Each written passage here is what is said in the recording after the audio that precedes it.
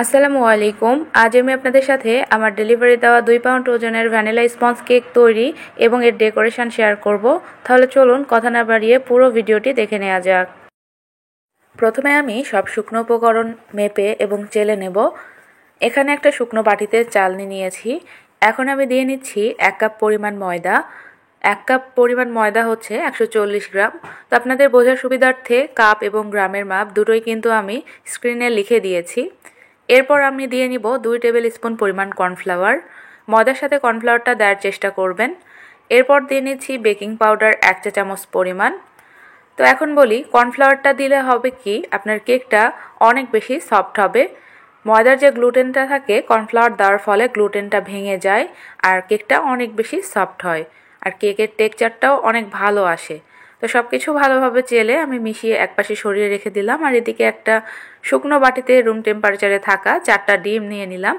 4টা ডিম সমান হচ্ছে 200 গ্রাম। এখান থেকে ডিমের কুসুমটা আমি আলাদা করে রেখে দিচ্ছি। এখন বিটারের 1 স্পিডে দিয়ে ডিমের এই সাদা অংশটাকে বিট করে নিব 30 থেকে 40 সেকেন্ড মতো। তো প্রথমেই চিনিটা দিবেন না, এতে করে দেখা যায় যে ফোমটা তাড়াতাড়ি হতে চায় না। চিনি থেকে প্রথমে পানি ছেড়ে দিলে ফোমটা হতে অনেক সময় লাগে। তো প্রথমে একটুখানি বিট করে ডিমটাকে ফেনা ফেনা করে নেবেন, তারপরে চিনিটা অ্যাড করতে থাকবেন। কেক তৈরি নিয়ে আপনাদের অনেক অভিযোগ যে পারফেক্ট হয় না। তো আমি একে একে অনেকগুলো টিপস দেওয়ার চেষ্টা করব এই ভিডিওর মাধ্যমে, তাই একটু স্কিপ করবেন না, তাহলে অনেক কিছু মিস করে যাবেন। তো এখন আমি চিনিটা অ্যাড করব আর চিনিটা ব্যবহার করছি 4টা ডিমের জন্য 2/3 কাপ পরিমাণ, অর্থাৎ 1/3 কাপ দিয়ে 2বার দিলেই কিন্তু 2/3 কাপ হয়ে যায়। আর গ্রামের মাপে ধরলে 150 গ্রাম পরিমাণ চিনি আমাদেরকে এখানে ইউজ করতে হবে। আর চিনিটা একবারে দিব না, 2বারে দিয়ে তারপরে বিট করে নিব। আর ডিম বিট করার সময় আপনারা মনে করেন যে প্রথমেই হাই স্পিড দিলে হয়তো বা ফোমটা দ্রুত হয়ে যাবে। এই কাজটা কখনোই করা যাবে না। আপনাদের বিটার স্পিডটা 1 অথবা 2 রেখে আপনারা বিট করে নেবেন প্রথম থেকে লাস্ট অবধি। এতে করে আপনাদের ফোমটা পারফেক্ট হবে, চিনিটাও গলে যাবে। আর প্রথমে যদি বেশি স্পিডে বিট করতে থাকেন সেক্ষেত্রে দেখা যাবে যে চিনিটা মেল্ট হবে না, কিন্তু ফোমটা দ্রুতই হয়ে যাবে। সেক্ষেত্রে চিনি গলানোর জন্য যে আবার বিট করবেন, এতে করে আপনার ফোমটা ওভারবিট হয়ে যাবে। আর ডিম কিন্তু ওভারবিট হয়ে গেলে কেক সাইড থেকে শক্ত হয়, ফুলে আবার চুপসে যায়। তো এটা করা যাবে না। আমি আপনাদেরকে দেখাবো যে আপনারা কোন পর্যায় পর্যন্ত বিট করবেন আর ফোমের টেক্সচারটা কেমন হবে।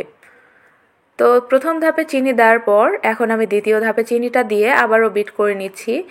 তো এখন বিট করে নিব যতক্ষণ না চিনিটা পুরোপুরি গলে যায় আর ডিমের ফোমটা পারফেক্ট ফোমে পরিণত হয়। আর বিটার স্পিড আমি 2-এ রেখেই বিট করে নিব। বিটার স্পিড এর থেকে আর একটুকুও বাড়াবো না। আর আপনারা দেখুন আমার বিটিং প্রসেসটা, আমি কিন্তু খুব জোরে জোরে এলো পাথারি বিট করি না, আমি সুন্দর মতো একদিক ঘুরিয়ে ঘুরিয়ে বিট করে নিচ্ছি, দেখতেই পাচ্ছেন। তো কথা বলতে বলতে আমার এখানে ডিমের ফোমটা হয়ে গিয়েছে। 4 মিনিটের মধ্যে কিন্তু এটা হয়ে যায়। 4 থেকে 5 মিনিট বা বিটারের ওয়াটের উপর নির্ভর করে সময়টা কম অথবা বেশি লাগতে পারে।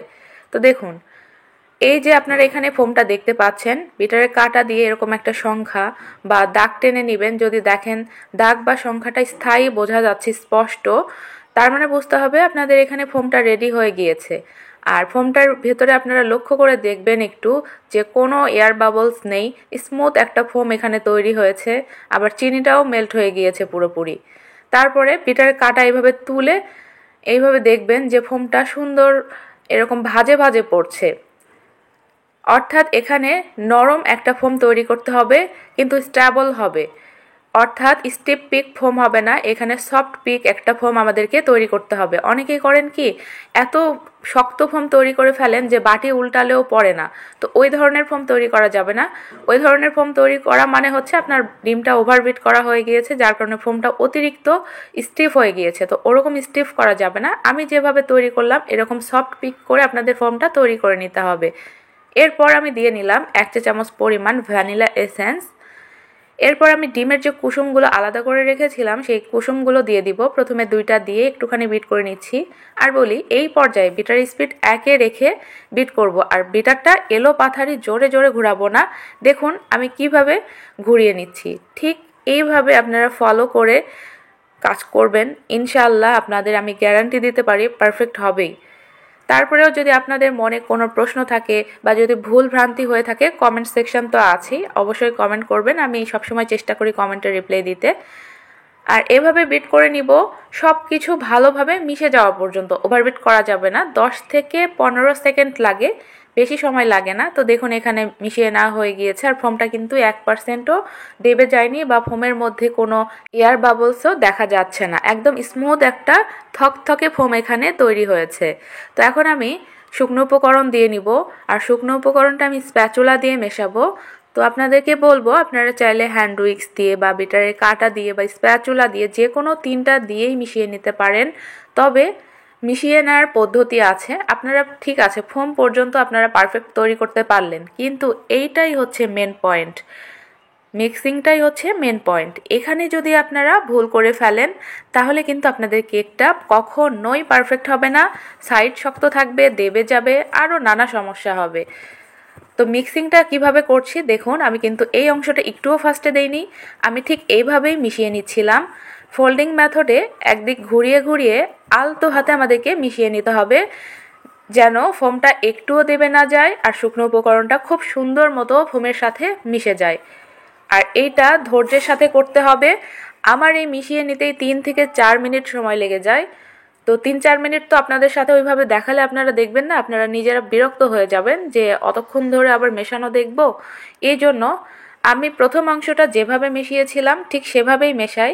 আর এই দ্বিতীয় পার্টে আপনারা দেখতে পারবেন জোরে জোরে মেশানো। আসলে এটা আমি ফার্স্টে দিয়েছি যাতে করে ভিডিওটা বেশি বড় না হয়ে যায়, যদিও একটা ডিটেলস ভিডিও, এই জন্য অনেক বড় হয়ে গিয়েছে। আসলে এই ছোটোখাটো টিপস না দিলে আপনারা বুঝতে পারবেন না, যার জন্য ভিডিওটা এত বড় করা। এই জন্য আমি খুব বেশি কাটিনি।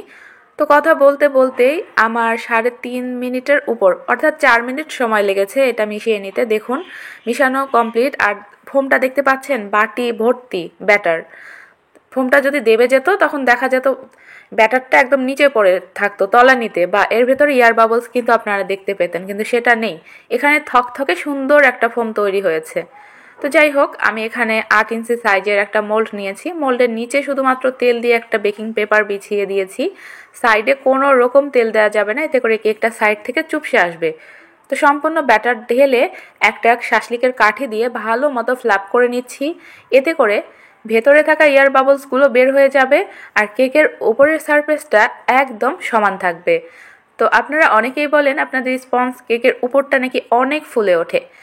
তো আমি যদি কাঠি দিয়ে এইভাবে নাও করে নিতাম তাও কিন্তু এটা সমান থাকতো।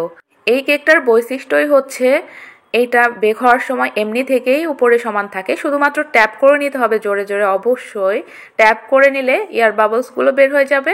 আর তো দেখতেই পাচ্ছেন মোল্ডটাতে সমানভাবে ব্যাটারটা ঢেলে নেওয়া হয়ে গিয়েছে। তো যাই হোক, এখন এটা আমি ওভেনে বেক করব 170 ডিগ্রি তাপমাত্রায়, আপ ডাউন হিট অন রেখে 30 মিনিট মতো কেকটাকে বেক করে নিব। আপনারা যারা চুলাতে বেক করতে চান তারা সিলভারের একটা পাতিলে এই মোল্ডটি বসিয়ে এরকম মিডিয়াম টু লো আঁচে বেক করে নেবেন 30 মিনিট মতো। 30 মিনিট পর আমার কেকটা হয়ে গিয়েছে, আমি ওভেন থেকে বের করে নিয়েছি। মাশাআল্লাহ দেখতেই পাচ্ছেন মোল্ডটা পুরো ভরে গিয়েছে, আর উপরটা দেখুন একদম সমান রয়েছে, কোনো ভেজা ভাব নেই। চিনি যদি প্রপার না গলতো তাহলে কিন্তু উপরের পার্টটা ভেজা থাকতো। তো গরম অবস্থাতেই কেকটাকে অবশ্যই ঢেকে রাখতে হবে। তো আপনারা অনেকে এই ভুলটা করেন যে ঢেকে রাখেন না, যার ফলে কেকটা শক্ত হয়ে যায় উপরের দিক থেকে। তো কেকটাকে অবশ্যই ঢেকে ঠান্ডা করে নিতে হবে আমাদেরকে। তো কেকটা পুরোপুরি ঠান্ডা হয়ে গিয়েছে, দেখতেই পাচ্ছেন 1%ও চুপসায়নি। আর কেকের উপরে হাত দিয়ে টাচ করে দেখলাম যে কোনো ভেজা ভাব নেই। এখন আমি আনমোল্ড করে নিচ্ছি। দেখতেই পাচ্ছেন কেকটার আউটকাম কেমন এসেছে, উপর নিচ সব দিক থেকেই মাশাআল্লাহ অনেক বেশি সফট হয়েছে। আর ভেতরটা আমি আপনাদেরকে কেটে দেখাচ্ছি যে কতটা মসৃণ আর কতটা সফট হয়েছে। তা আমি অফ স্ক্রিনে কেকটাকে 3টা ভাগে ভাগ করে নিয়েছি। প্রতিটা লেয়ার দেখুন কতটা মসৃণ হয়েছে আর কত সুন্দর সফট হয়েছে। আমি যেভাবে দেখালাম বা আমি যে কথাগুলো বললাম প্রত্যেকটা মনোযোগ দিয়ে ভালো মতো আপনারা নিজেদের মাথায় ঢুকিয়ে নেবেন, দেন আপনারা কেক তৈরি করবেন। আর যারা নতুন আছেন তাদেরকে বলবো সবগুলো টিপস আগে খাতায় লিখে নেবেন, উপকরণগুলো খাতায় লিখে নেবেন, এরপর খাতা দেখে দেখে কাজগুলো করবেন, তাহলে ভুল হবে না। এখন আমি কেক ডেকোরেশন করার জন্য লেটার মোল্ডে কিছু গলানো চকলেট দিয়ে কয়েকটা লেটার বানিয়ে নিব। আর এখানে আমি হোয়াইট চকলেটটা শুধুমাত্র মেল্ট করে নিয়েছি। আমি চকলেটটাকে সবসময় ডিপ ফ্রিজে সংরক্ষণ করি। ব্যবহার করার 1 ঘন্টা বা 1.5 ঘন্টা আগে বের করে রুমের স্বাভাবিক তাপমাত্রায় এনে তারপরে চকলেটটাকে একটু গ্রেট করে নেই অথবা একটুখানি ভেঙে নিয়ে ডাবল বয়লারে মেল্ট করে নেই। এখন এই মোলটাকে 5 মিনিট মতো ডিপ ফ্রিজে রেখে দিব, তাহলে চকলেটটা সুন্দর মতো সেট হয়ে যাবে। আর এদিকে সুগার সিরাপ তৈরি করে নিচ্ছি। সুগার সিরাপ তৈরি করার জন্য এখানে আমি 1/2 কাপ পরিমাণ পানি নিয়েছি। এখন এই পানির ভেতরে আমি কিছুটা গলানো হোয়াইট চকলেট দিয়ে নিব, এতে করে সুগার সিরাপটা খেতে বেশি মজা লাগবে। আপনারা এটা স্কিপ করতে পারেন অথবা দুধ দিয়েও আপনারা এই সিরাপ তৈরি করে নিতে পারেন। যেভাবেই করেন না কেন করলেই হলো একটা। তো এখানে আমি 2 চামচ মতো গলানো চকলেটটা দিয়ে নিয়েছি। এরপর চিনি অ্যাড করে দিব। এই চামচটা দিয়েই আমি চিনি দিয়ে নিব। এই চামচটা দিয়েই উঁচু করে 2 বার দিয়ে নিয়েছি। যদিও ভিডিওতে একবার দেখছেন, তবে আমি আরেকবার দিয়ে নিয়েছিলাম। তো সুগার সিরাপটা ওইদিকে রেডি হয়ে গিয়েছে। এখন আমি কেকটা রেডি করে নিব। এখানে 10 ইঞ্চি সাইজের একটা বোর্ড ব্যবহার করছি। বোর্ডের নিচে সামান্য পরিমাণে ক্রিম লাগিয়ে নিচ্ছি, এতে করে যখন আমরা নিচে একটা স্লাইস দিব, স্লাইসটা বোর্ডের সাথে সুন্দর মতো সেট হয়ে থাকবে। কেকটা ডেকোরেশন করার পর কেকটা নড়াচড়া করবে না। এখন আমি প্রতিটা লেয়ারে সুগার সিরাপ এবং ক্রিম দিয়ে নিব। এই কেকটা ডেকোরেশন করতে আমার হুইপড ক্রিম লেগেছে 1 কাপ প্লাস 1/3 কাপ পরিমাণ। আর এখানে আমি ট্রপিক্যাল হুইপ ক্রিমটা ব্যবহার করছি। শুধুমাত্র ক্রিমটা আমি বিট করে নিয়েছি। অনেকেই বলেন আপু আপনি ক্রিমে কোনো সিক্রেট কিছু দেন কিনা। আমি ক্রিমে কোনো সিক্রেট কোনো কিছুই দেই না। যারা ক্রিম পারফেক্টভাবে স্টিফ করতে পারেন না তাদেরকে বলবো, যেহেতু অনেক গরম পড়েছে তাই ক্রিম বিট করার সময় ক্রিমের বাটির নিচে একটা বরফের বাটি নিয়ে দেন তার উপরে ক্রিমের বাটি বসিয়ে বিট করবেন, তাহলে ক্রিমটা সহজে গলবে না আর সুন্দর স্টিফ হবে। কেকের প্রতিটা লেয়ারে ক্রিম দিয়ে নেওয়া হয়ে গেলে এখন আমি বাইরের সাইডটাতে ক্রিম দিয়ে নিয়েছি এবং খুব ভালো মতো প্যালেট নাইফ দিয়ে এখন ফিনিশিং দিয়ে নিব। এই কেকটা বেগুনি কালারের হবে। তো আমি চাইলে সম্পূর্ণ ক্রিমটা বেগুনি কালার করে তারপরে আমি কেকের গায়ে লাগিয়ে নিতে পারতাম, তবে আমার কাছে ওইভাবে ভালো লাগে না। যেহেতু কেকটা ডিপ কালারের হবে তাই সম্পূর্ণ ক্রিমটা যদি ডিপ করে আমি কেকের গায়ে লাগাতাম সেক্ষেত্রে ক্রিমের টেস্টটা একটুখানি হলেও নষ্ট হয়ে যেত। তাই অল্প ক্রিমে আমি কালার মিক্সড করে তারপর লাগাবো, এতে করে ক্রিমের টেস্টটা নষ্ট হবে না। এখানে আমি ডিপ বেগুনি কালার করব, তার জন্য এখানে রেডম্যানের গোলাপি কালার দিয়ে নিলাম আর দিলাম রেডম্যানের বেগুনি কালার। এই দুটো কালার মিশিয়ে খুব সুন্দর একটা বেগুনি কালার এখানে আসবে। আপনারা দেখে হয়তো বা বুঝতে পারছেন, যদিও ভিডিওতে কালারটা অত ভালো বোঝা যায় না, তবে একদম ডিপ কালারের ছিল এটা। অতিরিক্ত গরমের কারণে ক্রিমটা একটুখানি নরম হয়ে গিয়েছিল। তো আমার হাতে কম সময় ছিল যার কারণে আমি ফ্রিজে রাখিনি। এরকম কালার মিশিয়ে যদি দেখেন যে সামান্য নরম হয়ে গিয়েছে তাহলে ডিপ ফ্রিজে 15 মিনিট রাখতে পারেন, অথবা হাতে বেশি সময় থাকলে নর্মাল ফ্রিজে রাখতে পারেন আধা ঘন্টা মতো। তো কেকটাকে খুব ভালো মতো ফিনিশিং দিয়ে নেওয়ার চেষ্টা করছি। ক্রিম নরম হওয়ার কারণে মোটামুটি একটা ফিনিশিং দিতে পেরেছি। এখন আমি কেকের উপরে সেই লেটারগুলো বসিয়ে দিচ্ছি। লম্বা দিক দিয়ে এটা হবে ফাদার আর উপর দিক দিয়ে হবে জেঠু। আসলে কেকটা করতে ভালোই লেগেছে আমার কাছে, বেশ ইউনিক একটা টাইপের। সচরাচর এই ধরনের কেকগুলো হোয়াইটের উপর রেড দিয়ে করা হয়। এই প্রথম আমি মনে হয় এরকম বেগুনির উপরে হোয়াইট কালার দিয়ে করলাম। আসলে কেকটা ডেকোরেশন করার পর খারাপ লাগছিল না, দেখতে ভালোই লাগছিল। হোয়াইট চকলেট দিয়ে 2টা হার্ট বানিয়ে নিয়েছিলাম, সেই হার্ট দুটো এখানে দিয়ে দিলাম। এরপরে হোয়াইট চকলেট দিয়ে ছোট ছোট হার্ট তৈরি করে নিব, এতে করে কেকটা দেখতে আরও ভালো লাগবে। একটু ফাঁকা ফাঁকা লাগছিল যার জন্য এইভাবে করে নিলাম। এরপর ওপর দিক দিয়ে হোয়াইট কালারের পার্ল দিয়ে নিব। আর নিচে নাম লেখাটা স্কিপ হয়ে গিয়েছে, অফ স্ক্রিনের নাম লিখে নিয়েছি। এই তো কেকটা ডেকোরেশন করে নেওয়া কমপ্লিট। আপনাদের কাছে কেমন লেগেছে কমেন্ট বক্সে জানাতে পারেন। বেকিং রিলেটেড কোনো ধরনের কোশ্চেন থাকলে কমেন্ট বক্সে জানাতে পারবেন। আজকের মতো ভিডিওটি এখানেই শেষ করছি। কথা হবে নেক্সট ভিডিওতে। সেই পর্যন্ত সবাই অনেক বেশি ভালো থাকবেন, সুস্থ থাকবেন। আল্লাহ হাফেজ।